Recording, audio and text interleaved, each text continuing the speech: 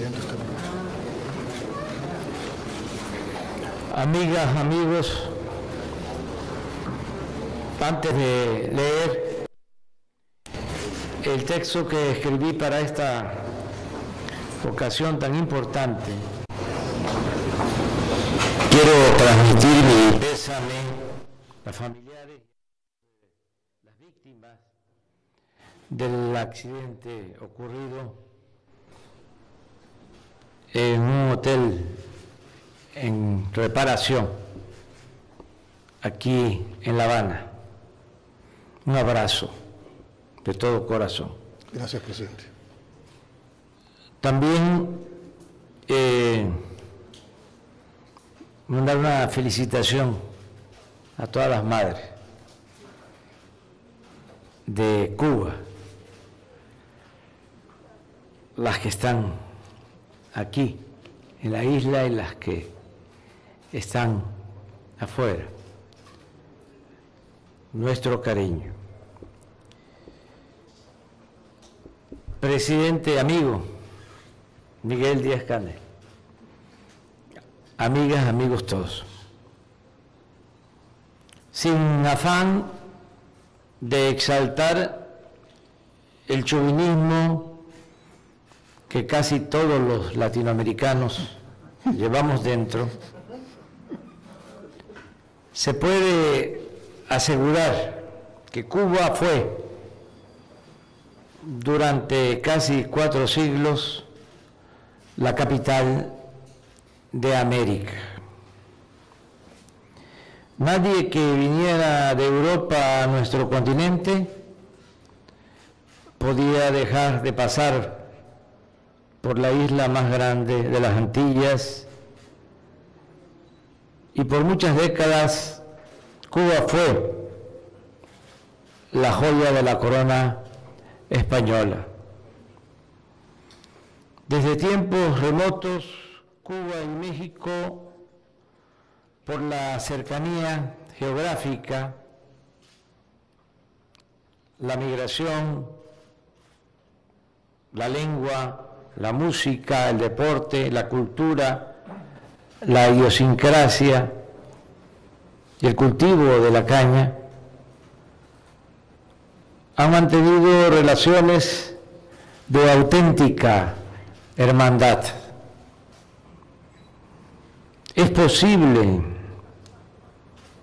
incluso que en la época prehispánica haya habido en la isla habitantes mayas procedentes de la península de Yucatán, que además de poseer una espléndida cultura, eran como los fenicios, grandes navegantes que mantenían relaciones comerciales no solo con los pueblos del Golfo de México, sino con los del Caribe hasta el Darién. Pero dejando este interesantísimo tema a los antropólogos y arqueólogos, lo cierto es que de Cuba partieron las primeras expediciones hacia el actual territorio mexicano y que de aquí zarparon sus navíos de soldados de Hernán Cortés para emprender la conquista en México. También es sabido que aún con las diferencias que tenía este intrépido y ambicioso soldado con el gobernador Diego de Velázquez, todos los apoyos para enfrentar la resistencia indígena en México partían de Cuba por órdenes de la monarquía española. Durante la colonia en Cuba, igual que en México, hubo epidemias y sobreexplotación de la población nativa, que fue prácticamente exterminada. Eso explica el indignante y doloroso auge desde el siglo XVI del comercio de esclavos africanos en Cuba y en el Caribe en general. En una ocasión visité la antigua ciudad de Trinidad y fui al Museo de la Esclavitud y observé látigos, grilletes y cepos, de cuya existencia estaba enterado por las menciones de los castigos previstos por las leyes de peonaje que rigieron en México varias décadas después de nuestra independencia política de España. Porque debe saberse que en nuestro país la esclavitud se abolió en realidad hasta 1914. Además, téngase en cuenta que apenas 3 años antes, en 1911, se levantó en armas el gran dirigente campesino Emiliano Zapata, debido a que las haciendas azucareras invadían impunemente las tierras de los pueblos del estado de Morelos. Sin embargo, la caña de azúcar, la palma real y la migración de Cuba a México se advierte más en la cuenca del Papaloapan, en el estado de Veracruz. La Habana es como el puerto de Veracruz, y lo más parecido al cubano es el jarocho, el habitante de esa región del Golfo de México. Por cierto, de allí es mi familia paterna. A nuestros pueblos nos une, como en pocos casos, la historia política. Al inicio de la independencia de México, cuando todavía eran constantes las azonadas militares y se enfrentaban federalistas contra centralistas y liberales contra conservadores, hubo en mi estado, en Tabasco, 2 gobernadores de origen cubano, el coronel de infantería Francisco de Sentmanán y el general Pedro de Ampudia. Casualmente, el enfrentamiento de estos militares serviría en estos tiempos para escribir una apasionante, tremenda y realista novela histórica, cuyo relato en breve estriba en que uno de esos personajes vence militarmente a su paisano gobernador y este sale al extranjero y recluta en Nueva York a un grupo de mercenarios españoles, franceses e ingleses y organiza una expedición para invadir Tabasco. Pero al desembarcar los extranjeros fueron derrotados y pasados por las armas, en tanto que al exgobernador Sentmanán le cortaron la cabeza y por recomendación de un médico, en ese entonces se les llamaba facultativo, la metieron a un perol de agua hirviendo, supuestamente para retrasar su descomposición por el calor y poder exhibirla unos días como escarmiento en la plaza pública. Este inhumano proceder no era ajeno en México ni extraño en otras partes del mundo. El padre de nuestra patria, Miguel Hidalgo, que proclamó la abolición de la esclavitud cuando fue aprehendido por órdenes de oligarcas criollos y españoles, no solo fue fusilado, sino también decapitado, y su cabeza estuvo expuesta durante 10 años en la plaza principal de Guanajuato. El militarismo es bárbaro y el conservadurismo beligerante engendra odio y salvajismo. Pero la historia no es plana ni maniquea, no es de buenos y malos, sino de circunstancias. El general de Ampudia, que ordenó ejecutar a Sentmaná, porque según sus palabras se necesitaba, lo cito, un castigo terrible y ejemplar, luego destacó en 1846 como defensor de la ciudad de Monterrey en tiempos de la invasión estadounidense a México. Y más tarde, en 1860, se desempeñó como ministro de Guerra y Marina en el gobierno liberal de Benito Juárez. La lista de cubanos que lucharon en la causa de México durante las invasiones estadounidenses y francesas es amplia y fecunda. Asimismo, hubo mexicanos que combatieron aquí por la liberación de Cuba.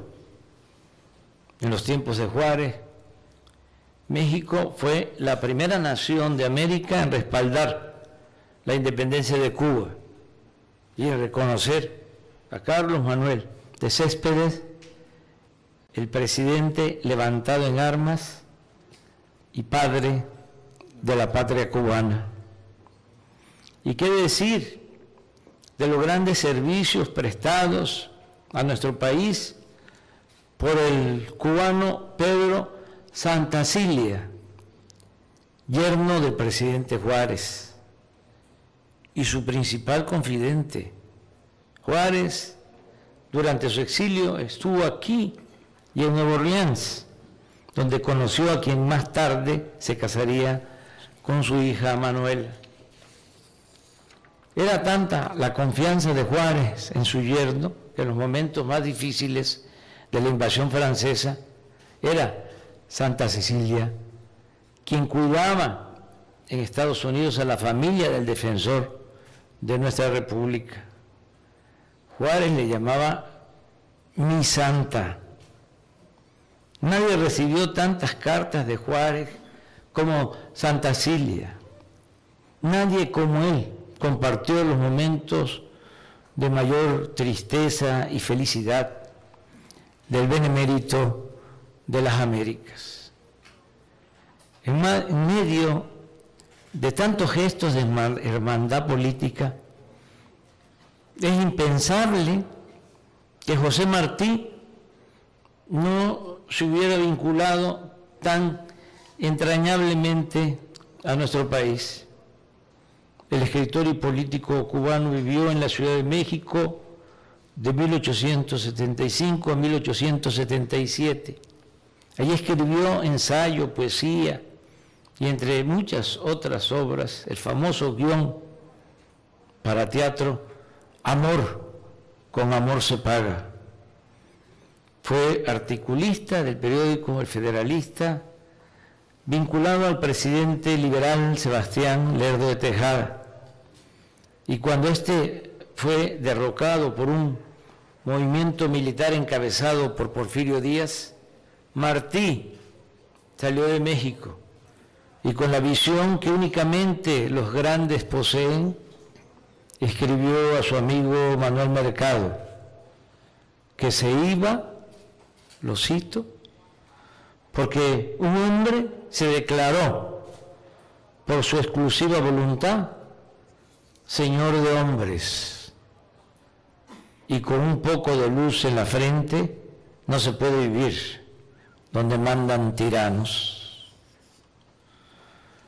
Aún cuando el asalto al poder de Porfirio Díaz causó el enojo de Martí, también debe tenerse en cuenta que ya para entonces él tenía en la mira participar en la lucha por la independencia de Cuba, además de mantener siempre relación epistolar con sus amigos de México y regresar por última vez en 1894 a nuestro país. Existe una historia paralela a Martí, el independentista cubano, en la figura de un revolucionario mexicano, Catarino Erasmo Garza Rodríguez, quien, a pesar de ser poco conocido, en esos mismos tiempos tuvo la osadía de encabezar una guerrilla desde Texas y convocar al pueblo de México a tomar las armas para derrocar a Porfirio Díaz, 18 años antes de que lo hiciera Francisco I. Madero en 1910. Catarino Garza era de Matamoros, Tamaulipas, y vivió en Laredo y en otros pueblos de la frontera de Estados Unidos y México. El 12 de septiembre de 1891 cruzó el río Bravo al mando de 40 guerrilleros y el 15 de ese mes de septiembre dio el grito de independencia en Camargo, Tamaulipas.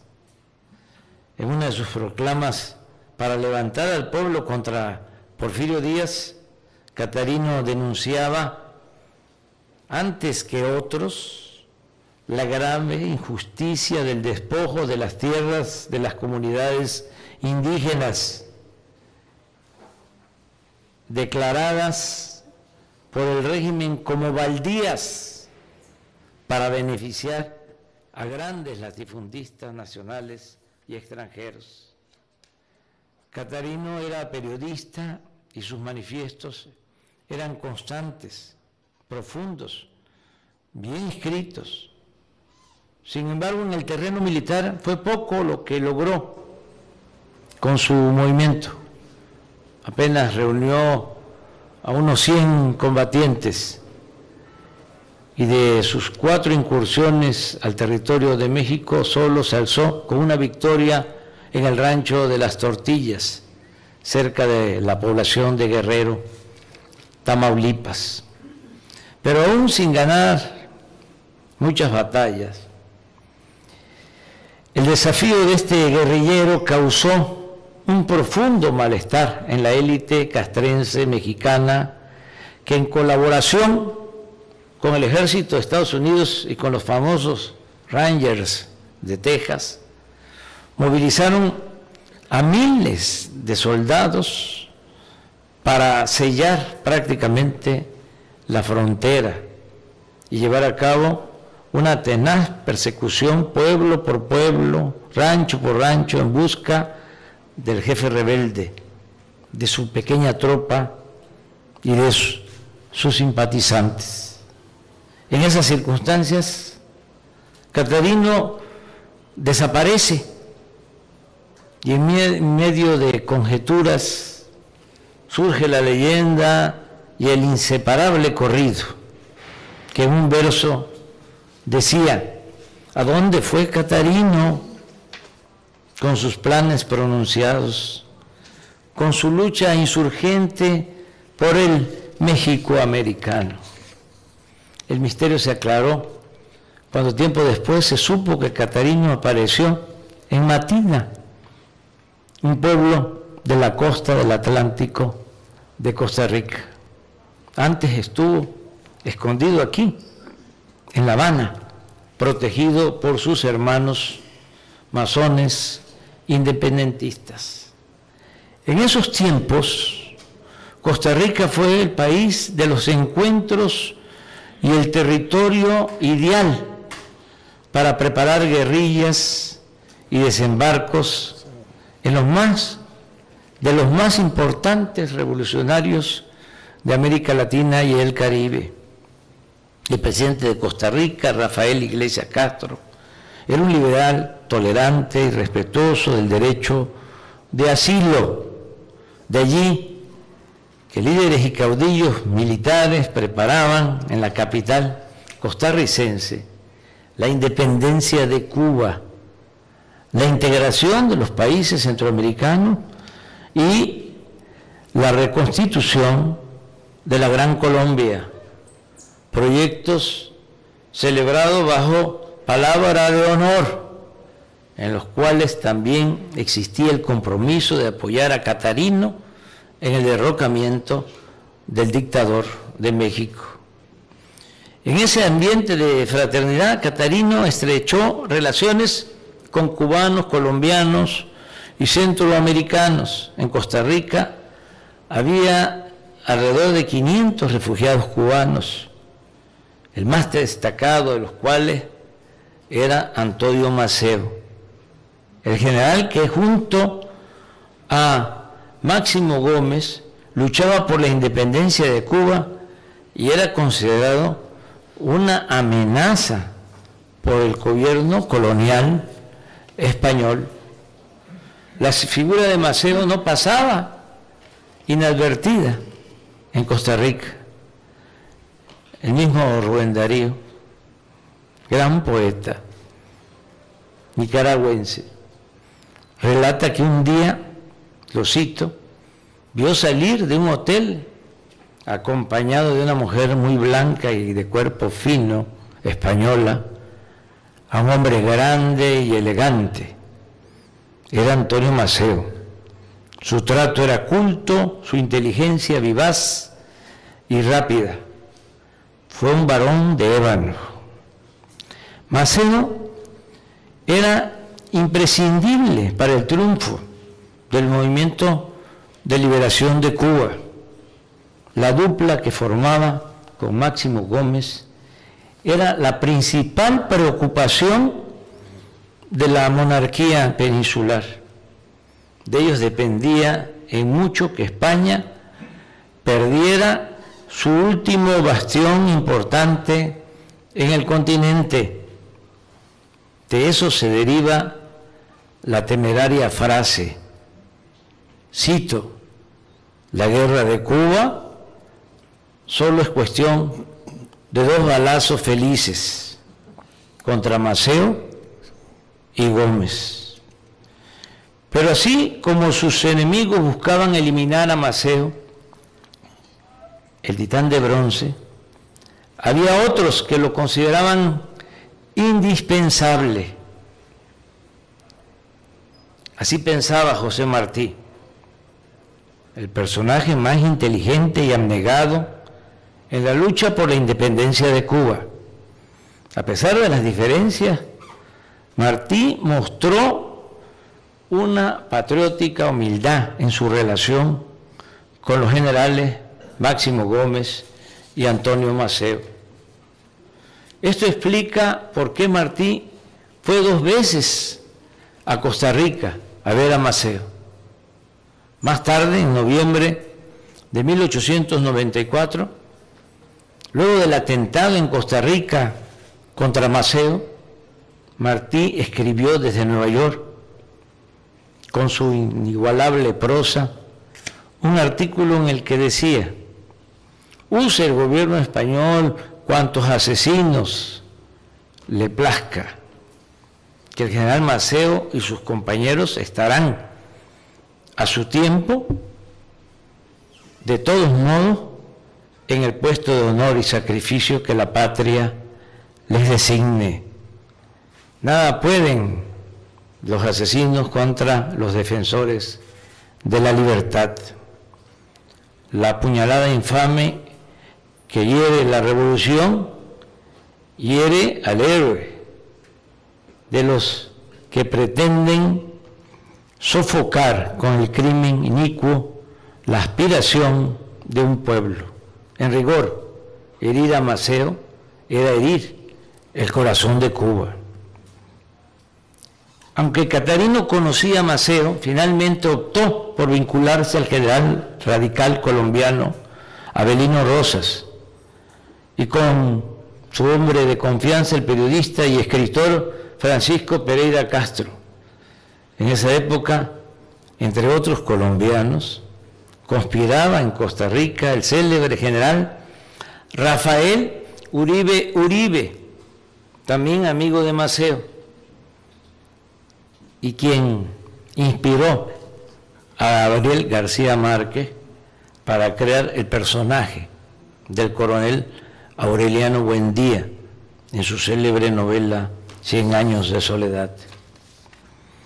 Enfrentando todo tipo de adversidades, traiciones y penurias, como suele suceder en esas luchas, Rosas pudo definir y emprender un plan revolucionario para rescatar a Colombia de los conservadores. Fue así como ordenó a Catarino que emprendiera la acción para tomar el cuartel y el puerto de Bocas del Toro, ahora Panamá. La anunciada expedición de Catarino comenzó a principios de febrero de 1895, casi al mismo tiempo que la de Maceo a Cuba. La mejor información sobre la incursión de Catarino y su trágico final se la debemos a Donaldo Velasco, el comandante de los puertos de Bocas del Toro y Colón, quien al año siguiente de los hechos, es decir, en 1896, publicó un folleto en que narraba con buena prosa todo lo sucedido. Gracias a este culto agente conservador, conocemos los pormenores de la última odisea del revolucionario Catarino Erasmo Garza. La misión no era fácil, pero el idealismo de los revolucionarios es una extraordinaria fuente de inspiración y constituye una fuerza muy poderosa. Una vez realizado el desembarco en Bocas del Toro, pasadas las 4 de la mañana del 8 de marzo de 1895, los jefes guerrilleros colocaron a los 30 combatientes para atacar de manera simultánea el cuartel de policía y el cuartel militar. Velasco reconoció que habían logrado sorprendernos cuando menos lo esperábamos, a pesar de tantos avisos. El combate fue intenso y llegaron a pelearse cuerpo a cuerpo. En los primeros minutos las bajas eran de los soldados. Catarino dirigía la acción con pasión y valor, sin embargo, 2 disparos casi simultáneos lo hirieron de muerte. La agonía fue corta. Poco después, a las 5 de la mañana, sonó poderosa la corneta de los soldados tocando una diana en señal de triunfo. En el parte de guerra enviado al general Gaitán, quien se encontraba en David, Panamá, se informaba que habían muerto 5 guerrilleros y 9 soldados, con 8 heridos. De estos últimos, de una y otra parte, murieron algunos más tarde. A las 4 de la tarde fueron sepultados en una fosa profunda del Panteón de Bocas del Toro, situada en la orilla del mar, Catarino Erasmo Garza Rodríguez, Francisco Pereira y 2 compañeros más. Donde cae el hombre queda, diría 7 décadas más tarde, el Che Guevara. Nosotros estamos ahora haciendo una investigación para recuperar los restos de Catarino Garza y llevarlos a México. La información de lo acontecido en Bocas del Toro se abrió paso y llegó a todas las islas y puertos de la costa atlántica. Porfirio Díaz se enteró el 11 de marzo a través de un cable que le envió su embajador en Washington, Matías Romero, sobre si Catarino fue un revolucionario o, como se decía en ese entonces, un bandido. Además de la opinión de cada quien, hay un veredicto de mucho valor por sostenerlo un leal y orgulloso conservador, el colombiano Donaldo Velasco. En su texto este importante protagonista y testigo de los últimos acontecimientos, no pudo ocultar su profunda admiración por Catarino. Cito: no era, en mi concepto, el bandido vulgar que retratan los norteamericanos. Aún después de muerto, inspiraba respeto. Esta historia no podía terminar sin esclarecer que aún tomando el cuartel de Bocas del Toro, Catarino estaba emplazado a vencer a un enemigo todavía más poderoso. Al amanecer, a la entrada de la bahía, lo esperaba con sus cañones el Atlanta, imponente barco de guerra de los Estados Unidos. Un casco de acero de 96 metros de eslora y 284 marinos de la Armada estadounidense. Todo este poderío para perseguir y aniquilar, valga la paradoja, a Catarino, entre comillas, el filibustero.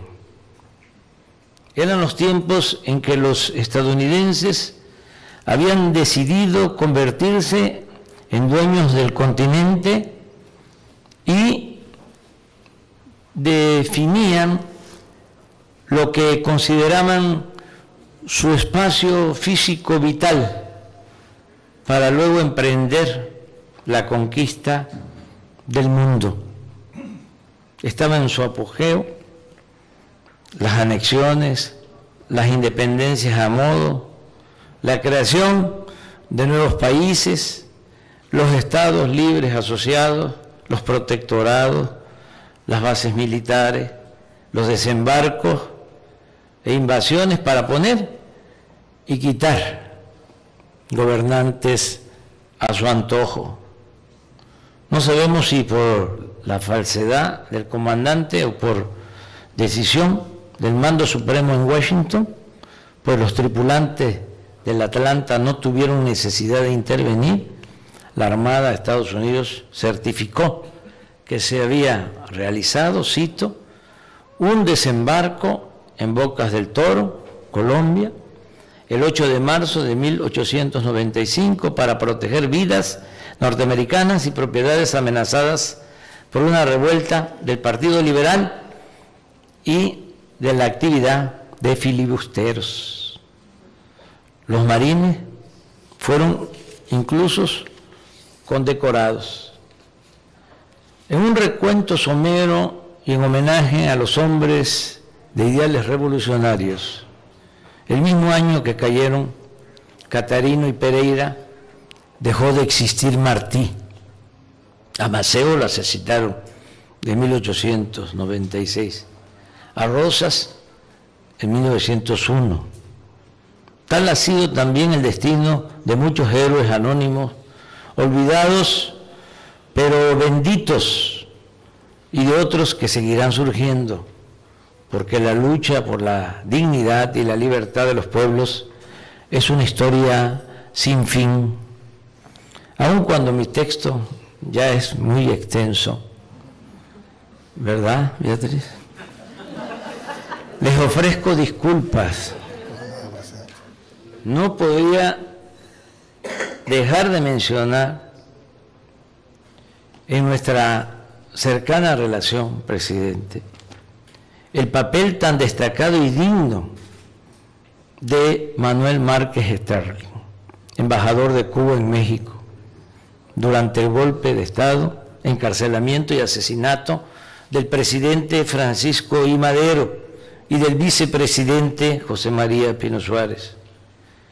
En esos tiempos de sopilotes, cuando el embajador de Estados Unidos organizó el golpe contra nuestro apóstol de la democracia, Francisco I. Madero, el embajador de Cuba, en claro contraste, trató de salvarle la vida, ofreció asilo a prisioneros y pasó una noche con ellos en la Intendencia de Palacio Nacional, donde los tuvieron 5 días encerrados antes de la terrible felonía de matarlos a mansalva.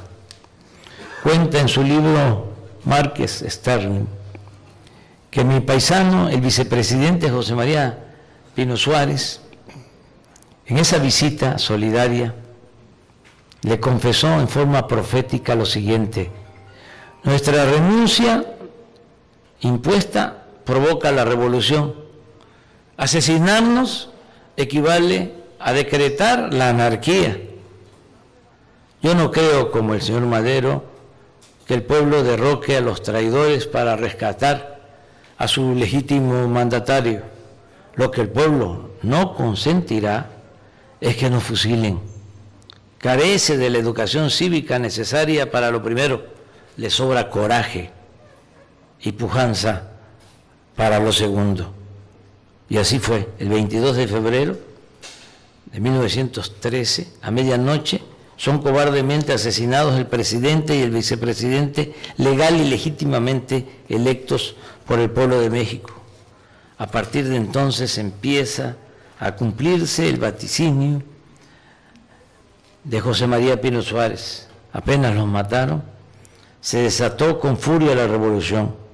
El 26 de marzo de 1913, Venustiano Carranza, gobernador de Coahuila, suscribe con otros revolucionarios el Plan de Guadalupe para restaurar la legalidad y deponer al general golpista Victoriano Huerta, que se había autonombrado presidente. Huerta se mantuvo 1 año y medio en el poder. Carrancistas, zapatistas y villistas lo combatieron con relativa independencia entre unos y otros y consiguieron la caída del usurpador, quien no logró conseguir en ese tiempo el respaldo del gobierno de los Estados Unidos. Durante todo el periodo que duró la revolución, en Cuba vivieron exiliados tanto porfiristas y huertistas como revolucionarios maderistas. Dicen que en las calles de La Habana, aquí, se insultaban unos a otros. Aquí estuvo, por ejemplo, el revolucionario veracruzano Heriberto Jara, uno de los inspiradores de la expropiación petrolera consumada en 1938 por el general Lázaro Cárdenas del Río. Tampoco puedo omitir mencionar el papel solidario del pueblo y de los gobiernos de México con los revolucionarios cubanos que lucharon contra la dictadura de Batista. Es conocido, como lo recordó usted, amigo presidente, Miguel Díaz-Canel, cuando nos visitó el año pasado por motivo de la conmemoración de los 200 años de la independencia de México. El paso de Fidel y sus compañeros por México dejó profunda impresión en los futuros expedicionarios del Granma y un cúmulo de leyendas por todas partes de las que todavía se habla con admiración y respeto. No olvidaremos nunca, le expresó usted, que gracias al apoyo de muchos amigos mexicanos zarpó el yate Granma de Tuxpan, Veracruz, el 25 de noviembre de 1956. De esa histórica embarcación descendió 7 días después, el 2 de diciembre, el recién nacido ejército rebelde que venía a liberar a Cuba. Siguió usted diciendo, tampoco olvidamos que a solo unos meses del histórico triunfo de la Revolución, en 1959, nos visitó el general Lázaro Cárdenas. Su voluntad de estar junto a nuestro pueblo a raíz de la invasión mercenaria de Playa Girón en 1961 marca sensiblemente el carácter de nuestras relaciones. El presidente Díaz-Canel también expresó que, fiel a sus mejores tradiciones, México fue el único país de América Latina que no rompió relaciones con la Cuba revolucionaria cuando fuimos expulsados de la OEA por mandato imperial. En cuanto a mis convicciones sobre el comandante Fidel Castro, y sobre la independencia de Cuba, reitero lo que escribí hace poco en un libro. A lo largo del tiempo, como opositores en México, Fidel fue el único de los dirigentes de izquierda que supo lo que nosotros representábamos. Y nos distinguió con su apoyo en reflexiones, en escritos y en hechos políticos solidarios. Nunca nos conocimos, pero siempre lo consideré un hombre grande por sus ideales independentistas. Podemos estar a favor o en contra de su persona y de su liderazgo, pero conociendo la larga historia de invasiones y de dominio colonial que padeció Cuba en el marco de la política estadounidense, del destino manifiesto y bajo la consigna de América para los americanos, entre comillas, podemos valorar la hazaña que representa la persistencia a menos de 100 kilómetros de la superpotencia, el que exista una isla independiente habitada por un pueblo sencillo y humilde, pero alegre, creativo y sobre todo digno, muy digno. Por eso, cuando estaba de gira por Colima y me enteré de la muerte del comandante Castro, declaré algo que sentía y que sigo sosteniendo. Dije que había muerto un gigante. También es bien conocida mi postura sobre el bloqueo del gobierno de Estados Unidos a Cuba. He dicho con toda franqueza que luce mal el gobierno de Estados Unidos utilizando el bloqueo para impedir el bienestar del pueblo de Cuba, con el propósito de que del pueblo de Cuba, obligado por la necesidad, tenga que enfrentar a su propio gobierno. Si esta perversa estrategia lograse tener éxito, algo que no parece probable por la dignidad a que me he referido del pueblo cubano, de todas formas, convertiría a ese gran agravio en un triunfo pírrico, vil y canallesco, en una mancha de esas que no se borran ni con toda el agua de los océanos. Pero también sostengo que ya es tiempo de la hermandad y no de la confrontación, como lo señalaba José Martí. El choque puede evitarse, lo cito, con el exquisito tacto político que viene de la majestad, del desinterés y de la soberanía del amor. Es el momento de una nueva convivencia entre todos los países de América, porque el modelo impuesto hace más de 2 siglos está agotado, no tiene futuro ni salida, y ya no beneficia a nadie. Hay que hacer a un lado la disyuntiva de integrarnos a Estados Unidos o de oponernos en forma defensiva. Es tiempo de expresar y de explorar otra opción, la del diálogo con los gobernantes de Estados Unidos y convencerlos y persuadirlos de que una nueva relación entre los países de América, de toda América, es posible. Nuestra propuesta puede parecer utópica y hasta ingenua, pero en vez de cerrarnos, debemos abrirnos al diálogo comprometido, franco, y buscar la unidad en todo el continente americano. Además, no veo otra alternativa ante el crecimiento exponencial de la economía de otras regiones del mundo y la decadencia productiva de toda América. Aquí repito lo que he expresado al presidente Biden en más de una ocasión. Si la tendencia económica y comercial de las últimas 3 décadas se mantiene y no hay nada que legal o legítimamente pueda impedirlo, en otros 30 años, para el 2051, China tendría el dominio del 64.8% en el mercado mundial y Estados Unidos solo el 4%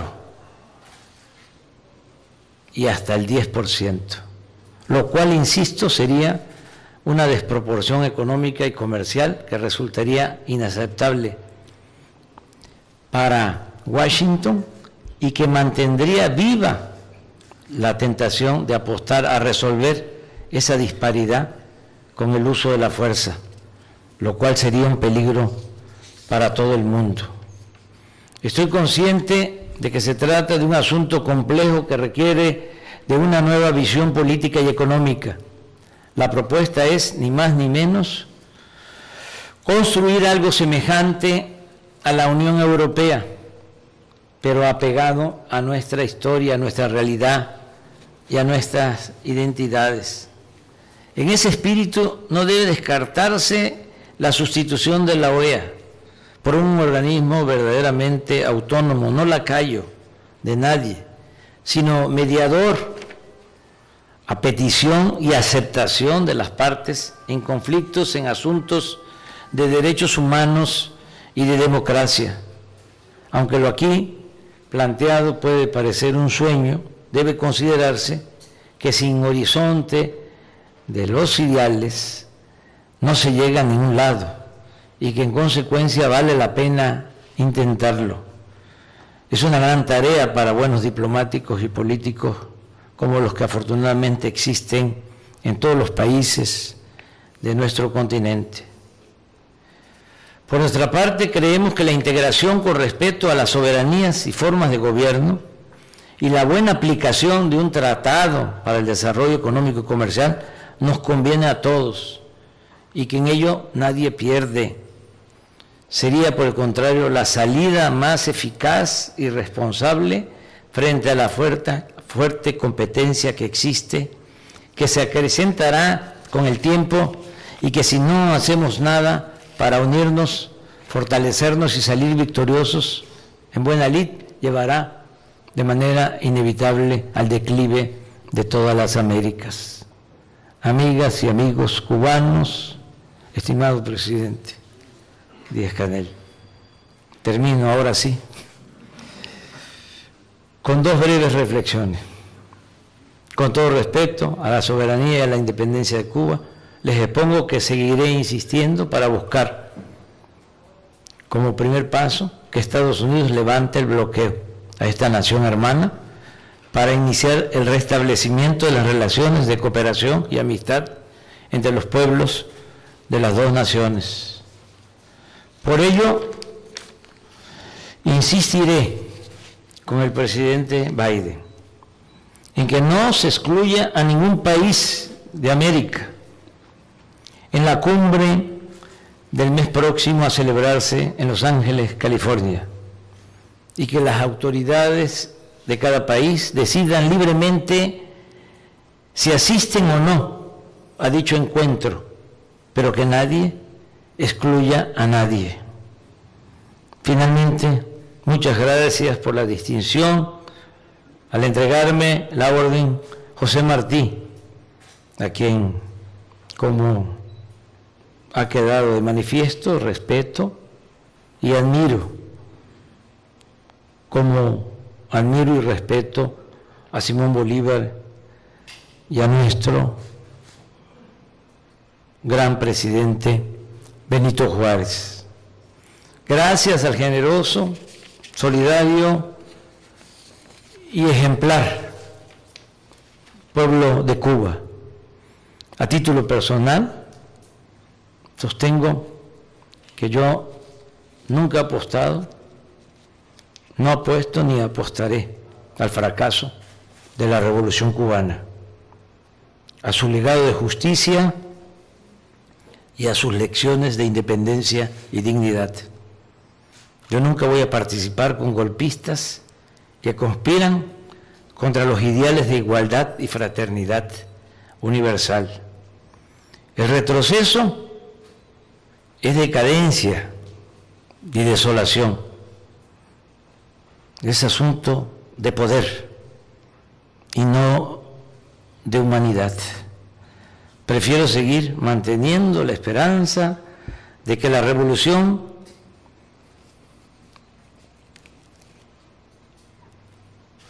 renazca.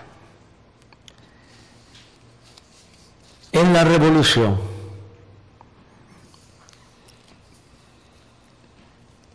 que la revolución sea capaz de renovarse para seguir el ejemplo de los mártires que lucharon por la libertad, la igualdad, la justicia, la soberanía. Y tengo la convicción y la fe de que en Cuba se están haciendo las cosas con ese propósito, de que se haga la nueva revolución. En la revolución es la segunda gran enseñanza, la segunda gran lección de Cuba para el mundo. Este pueblo volverá a demostrar que la razón es más poderosa que la fuerza. Abrazos y muchas gracias.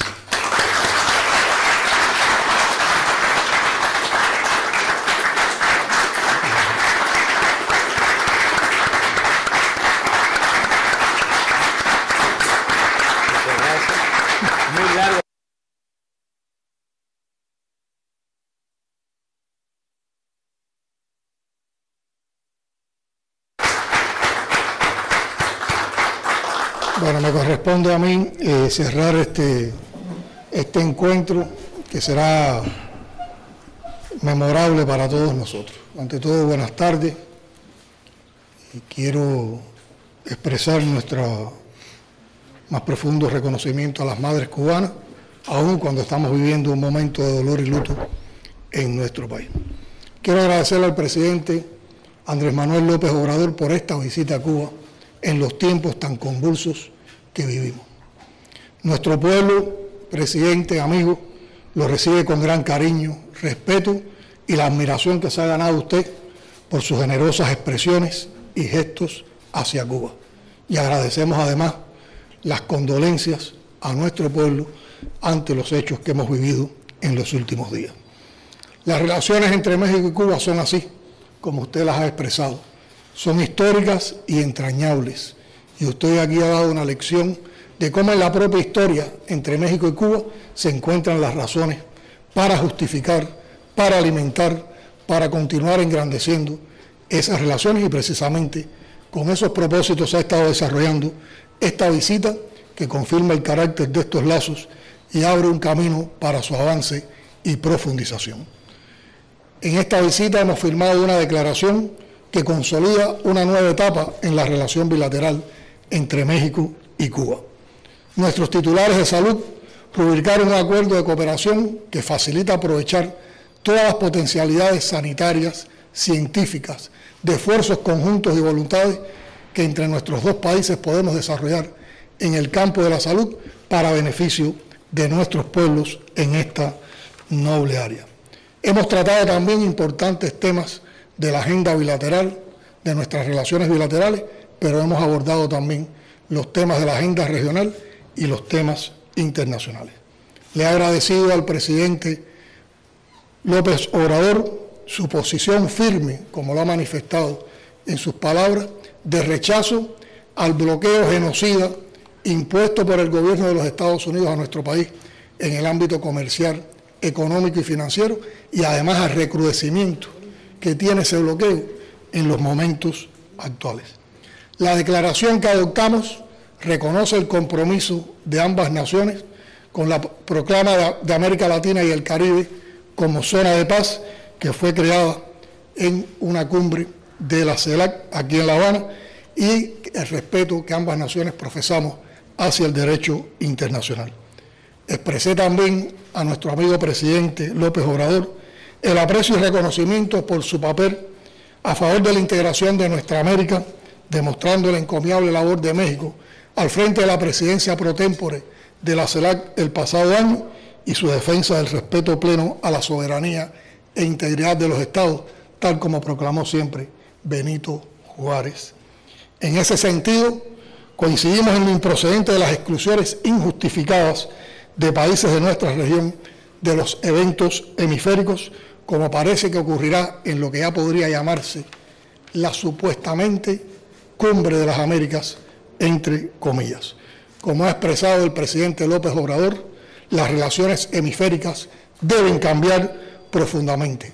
La Revolución Cubana le asegura que continuará su marcha triunfante de esperanza y de futuro, y que México siempre podrá contar con Cuba. Presidente, creemos que hemos expresado de ambas partes voluntad, esfuerzos e integración, y hemos tomado decisiones para el beneficio de México y de Cuba, y por supuesto de nuestros pueblos. ¡Viva México! ¡Viva! ¡Viva Cuba! ¡Viva! ¡Viva la amistad entre México y Cuba! Muchas gracias.